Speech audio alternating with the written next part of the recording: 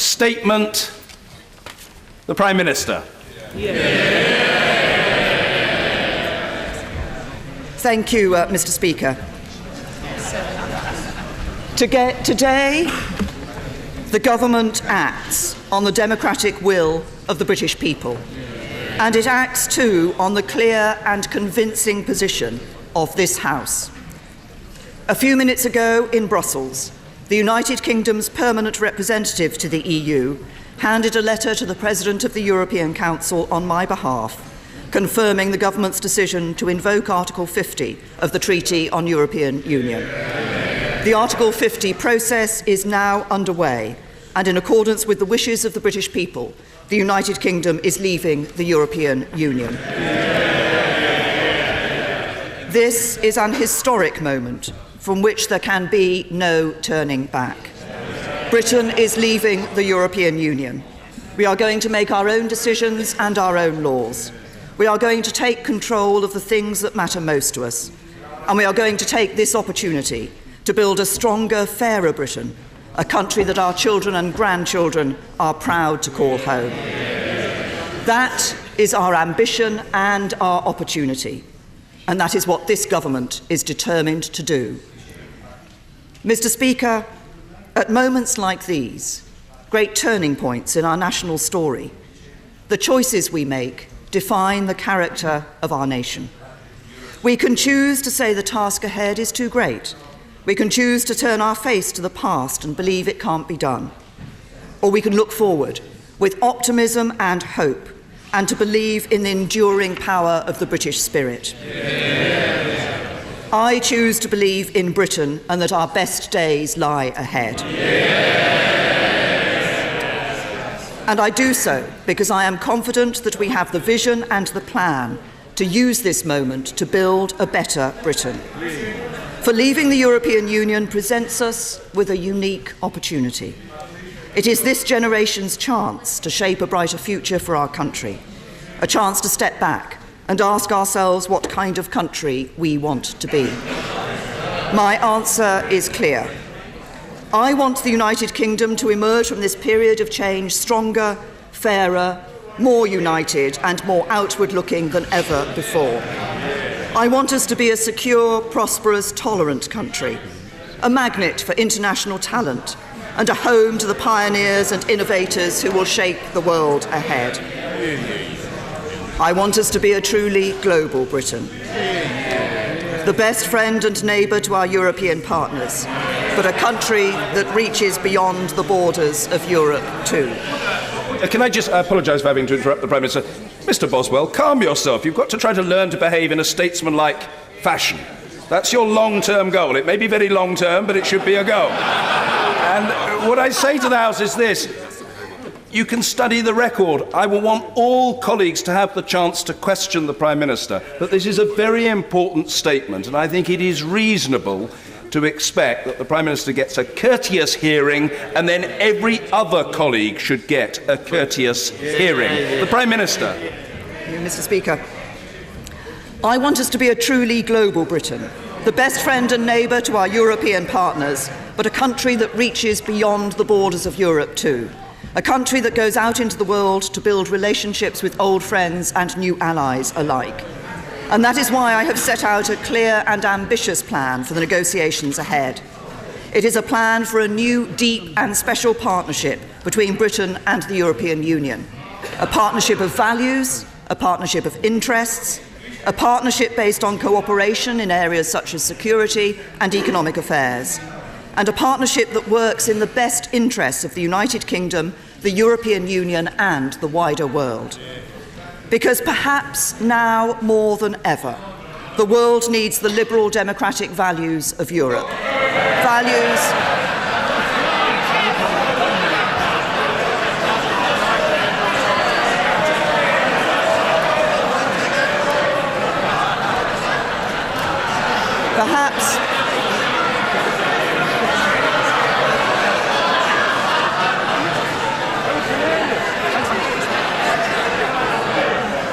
Perhaps now more than ever, the world needs the liberal democratic values of Europe, Values that the United Kingdom shares.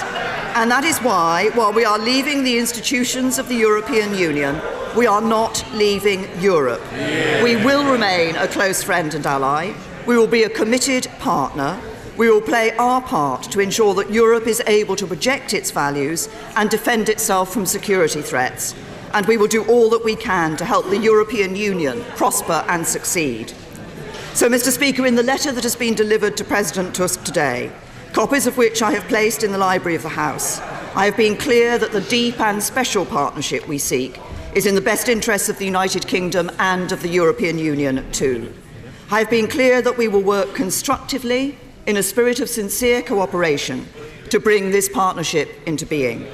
And I have been clear that we should seek to agree the terms of this future partnership alongside those of our withdrawal within the next 2 years. I am ambitious for Britain, and the objectives I've set out for these negotiations remain. We will deliver certainty wherever possible so that business, the public sector and everybody else has as much clarity as we can provide as we move through the process. It is why tomorrow we will publish a white paper confirming our plans to convert the acquis into British law so that everyone will know where they stand. And it's why I've been clear that the government will put the final deal that is agreed between the UK and the EU to a vote in both Houses of Parliament before it comes into force. We will take control of our own laws and bring an end to the jurisdiction of the European Court of Justice in Britain. Leaving the European Union will mean that our laws will be made in Westminster, Edinburgh, Cardiff and Belfast. And those laws will be interpreted by judges not in Luxembourg but in courts across this country. We will strengthen the union of the 4 nations that comprise our United Kingdom. We will negotiate as one United Kingdom, taking account of the specific interests of every nation and region of the UK. And when it comes to the powers that we will take back from Europe, we will consult fully on which powers should reside in Westminster and which should be passed on to the devolved administrations. But, Mr. Speaker, no decisions currently taken by the devolved administrations will be removed from them. And it is the expectation of the government that the devolved administrations in Scotland, Wales and Northern Ireland will see a significant increase in their decision-making power as a result of this process. We want to maintain the common travel area with the Republic of Ireland. There should be no return to the borders of the past. We will control immigration so that we continue to attract the brightest and the best to work or study in Britain, but manage the process properly so that our immigration system serves the national interest. We seek to guarantee the rights of EU citizens who are already living in Britain and the rights of British nationals in other member states as early as we can. That is set out very clearly in the letter as an early priority for the talks ahead. We will ensure that workers' rights are fully protected and maintained. Indeed, under my leadership, not only will the government protect the rights of workers, but we will build on them.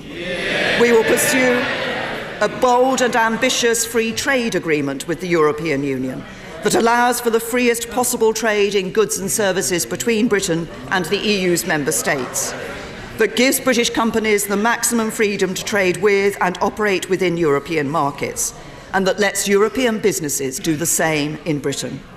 Because European leaders have said many times that we cannot cherry-pick and remain members of the single market without accepting the 4 freedoms that are indivisible. We respect that position, and as accepting those freedoms is incompatible with the democratically expressed will of the British people, we will no longer be members of the single market. We are going to make sure that we can strike trade agreements with countries from outside the European Union too. Because important though our trade with the EU is and will remain, it is clear that the UK needs to increase significantly its trade with the fastest growing export markets in the world. We hope to continue to collaborate with our European partners in the areas of science, education, research and technology, so that the UK is one of the best places for science and innovation. We seek continued cooperation with our European partners in important areas such as crime, terrorism and foreign affairs. And it is our aim to deliver a smooth and orderly Brexit, reaching an agreement about our future partnership by the time the 2-year Article 50 process has concluded, then moving into a phased process of implementation in which Britain, the EU institutions and member states prepare for the new arrangements that will exist between us. Mr. Speaker, we understand that there will be consequences for the UK of leaving the EU. We know that we will lose influence. We know that we will lose influence over the rules that affect the European economy. We know that UK companies that trade with the EU will have to align with rules agreed by institutions of which we are no longer a part, just as we do in other overseas markets, and we accept that. However, we approach these talks constructively, respectfully, and in a spirit of sincere cooperation. For it is in the interests of both the United Kingdom and the European Union that we should use this process to deliver our objectives in a fair and orderly manner. It is in the interests of both the United Kingdom and the European Union that there should be as little disruption as possible. And it is the interests of both the United Kingdom and the European Union that Europe should remain strong, prosperous and capable of projecting its values in the world. At a time when the growth of global trade is slowing, and there are signs that protectionist instincts are on the rise in many parts of the world, Europe has a responsibility to stand up for free trade in the interests of all our citizens. With Europe's security more fragile today than at any time since the end of the Cold War, weakening our cooperation and failing to stand up for European values would be a costly mistake. Our vote to leave the EU was no rejection of the values that we share as fellow Europeans. As a European country, we will continue to play our part in promoting and supporting those values during the negotiations and once they are done. We will continue to be reliable partners, willing allies and close friends. We want to continue to buy goods and services from the EU and sell them ours. We want to trade with them as freely as possible and work with one another to make sure we are all safer, more secure and more prosperous through continued friendship. Indeed, in an increasingly unstable world, we must continue to forge the closest possible security cooperation to keep our people safe. We face the same global threats from terrorism and extremism. That message was only reinforced by the abhorrent attack on Westminster Bridge and this place last week. So there should be no reason why we should not agree a new deep and special partnership between the UK and the EU that works for us all. Mr. Speaker, I know that this is a day of celebration for some and disappointment for others. The referendum last June was divisive at times. Not everyone shared the same point of view or voted the same way. The arguments on both sides were passionate. But, Mr. Speaker, when I sit around the negotiating table in the months ahead, I will represent every person in the United Kingdom, young and old, rich and poor, city, town, country, and all the villages and hamlets in between. And yes, those EU nationals who have made this country their home. And it is my fierce determination to get the right deal for every single person in this country. For as we face the opportunities ahead of us on this momentous journey, our shared values, interests and ambitions can and must bring us together. We all want to see a Britain that is stronger than it is today. We all want a country that is fairer so that everyone has the chance to succeed. We all want a nation that is safe and secure for our children and grandchildren. We all want to live in a truly global Britain that gets out and builds relationships with old friends and new allies around the world. These are the ambitions of this government's plan for Britain, ambitions that unite us so that we are no longer defined by the vote we cast, but by our determination to make a success of the result. We are one great union of people and nations with a proud history and a bright future. And now that the decision to leave has been made and the process is underway, it is time to come together. For this great national moment needs a great national effort, an effort to shape a stronger future for Britain. So let us do so together. Let us come together and work together. Let us together choose to believe in Britain with optimism and hope. For if we do, we can make the most of the opportunities ahead. We can together make a success of this moment. And we can together build a stronger, fairer, better Britain a Britain our children and grandchildren are proud to call home. I commend this statement to the House.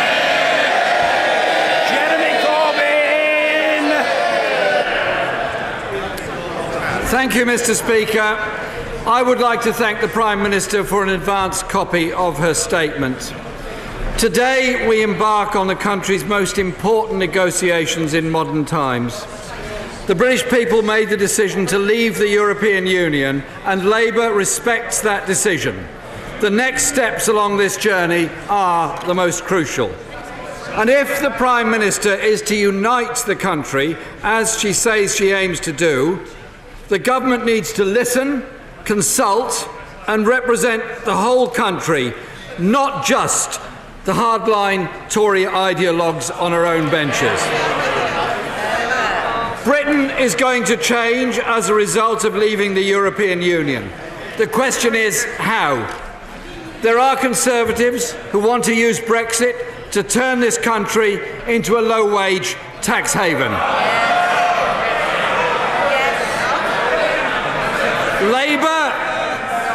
Labour is determined to invest in a high-skill, high-tech, high-wage future to rebuild and transform Britain so that no one and no community is left behind. Mr. Speaker, the direction the Prime Minister is threatening to take this country in is both reckless and damaging. And Labour will not give this government a free hand to use Brexit to attack rights, protections and cut services, or create a tax dodger's paradise. So let me be clear, Mr. Speaker. The Prime Minister says that no deal is better than a bad deal. But the reality is, no deal is a bad deal. Less than a year ago, the Treasury estimated that leaving the European Union on World Trade Organization terms would lead to a 7.5% fall in our GDP and 45 billion loss of tax receipts. Has the Treasury updated those figures, or do they still stand? If updated, can they be published? If not, what deal could be worse than those consequences of no deal? It would be a national failure of historic proportions if the Prime Minister comes back from Brussels without having secured protection for jobs and living standards. So we will use every parliamentary opportunity to ensure this government is held to account at every stage of the negotiations. Mr. Speaker, we all have an interest in ensuring the Prime Minister gets the best deal for this country. To safeguard jobs, living standards, we do need full access to the single market. The Secretary of State for exiting the EU seems to agree on this. He stated in this House on the 24th of January, the government plan is, and I quote, a comprehensive free trade agreement and a comprehensive customs agreement that will deliver the exact same benefits as we have. So that is what they pledged. So will the Prime Minister confirm today that she intends to deliver a trade and customs agreement with the exact same benefits?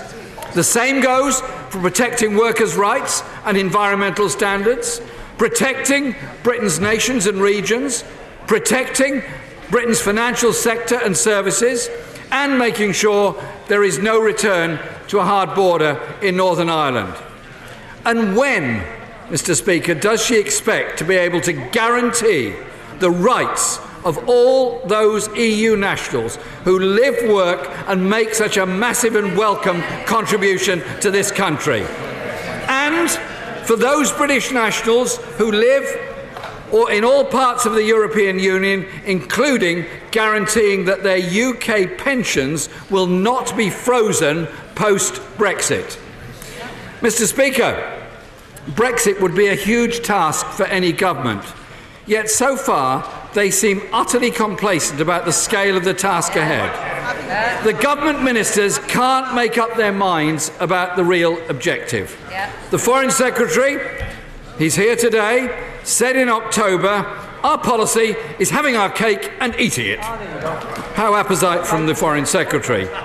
Today, the Chancellor on BBC Radio 4 said we can't have our cake and eat it. Maybe they should get together and talk about it. These, at one level, Mr. Speaker, might seem like flippant exchanges from ministers, but they do reflect serious differences about Britain's negotiating aims. The government must speak with a united voice. However, the Foreign Secretary is the same man who promised our National Health Service £350 million a week once we left the EU. Now he believes that leaving the EU without a deal would be perfectly okay. It would not be perfectly okay. It would damage our economy and people's living standards. Will the Prime Minister confirm that she rejects such complacency? Labour has set out our test for this government's Brexit negotiations. And we will use all means possible to make sure we hold this government to their word on full access to the single market, on protecting Britain from being dragged into a race to the bottom, and ensuring our future relationship with the European Union is strong and cooperative, a relationship where we can work together to bring prosperity and peace to our continent. If the Prime Minister can deliver a deal that meets our tests, that will be fine. We'll back her. More than ever, Britain needs a government that will deliver for the whole country, not just a few. And that is the ultimate test of the Brexit deal that the Prime Minister must now secure.